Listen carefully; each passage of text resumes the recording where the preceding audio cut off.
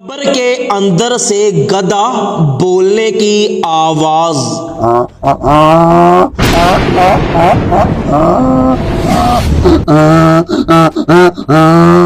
ایک شخص کے مرنے کے بعد لوگ اس کی قبر کے اوپر کھڑے ہو کر دعا مانگ رہے تھے کہ اچانک لوگوں کو گدھے کی آواز آنے لگی۔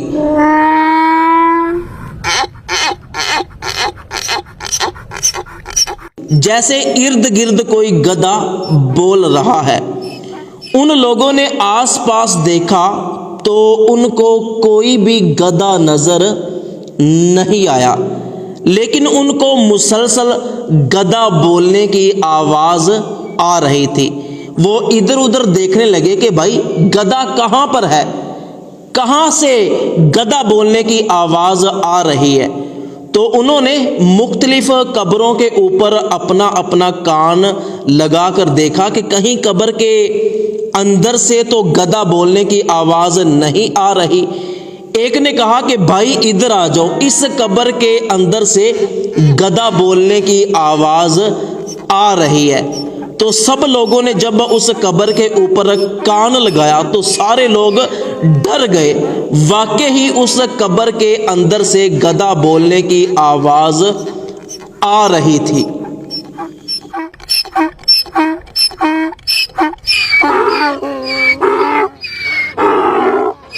تو وہ سب لوگ آپس میں باتیں کرنے لگے کہ یار یہ کیسے ہو سکتا ہے، ابھی ہم نے اس بندے کو قبر میں دفنایا اور ابھی اس کی قبر سے آواز آ رہی ہے، وہ بھی گدھا بولنے کی۔ تو ایک نے کہا کہ چلو اس کے گھر چلتے ہیں، وہاں سے جا کر پوچھتے ہیں کہ یہ بندہ کون سا گناہ کیا کرتا تھا۔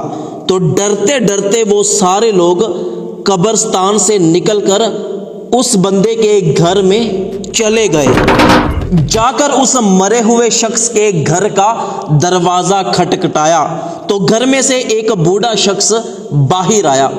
قبرستان سے آنے والے لوگوں نے اس بوڑھے شخص کو سارا واقعہ سنایا کہ اس بندے کی قبر سے گدھے کی آواز آ رہی ہے، وہ کیا کرتا تھا، کون سا گناہ کیا کرتا تھا۔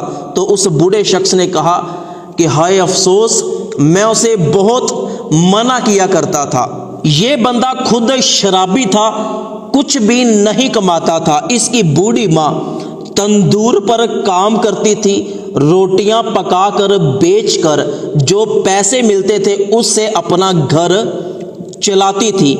یہ بندہ روزانہ شراب پی کر شراب کے نشے میں تندور پر اپنی ماں کے پاس جاتا، بدتمیزی کے ساتھ اپنی ماں سے شراب خریدنے کے لیے پیسے مانگتا۔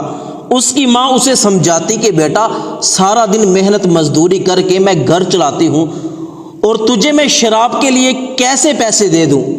تو وہ بندہ اپنی ماں سے زبردستی کرتا، زبردستی اس کے گلے سے پیسے نکالنے کی کوشش کرتا۔ جب ماں منع کرتی تو اپنی ماں کو گالیاں دیتا، اپنی ماں کو گدھے کے منہ والی کہتا اور ماں کے ساتھ اتنی بدتمیزی کرتا کہ اس پر ہاتھ اٹھاتا۔ وہ اپنی ماں کو جانوروں کی طرح مارتا پیٹتا اور زبردستی پیسے لے کر وہاں سے چلا جاتا۔ تو اس کی ماں اس شرابی کے لیے بد دعا کرتی۔ تو پھر اس بزرگ نے ہمیں سمجھایا کہ بیٹا کبھی بھی ماں باپ کی نافرمانی نہ کرو، ورنہ دنیا میں بھی سزا ملے گی اور آخرت میں بھی سزا ملے گی۔ اللہ پاک ہمیں والدین کی نافرمانی سے بچائے۔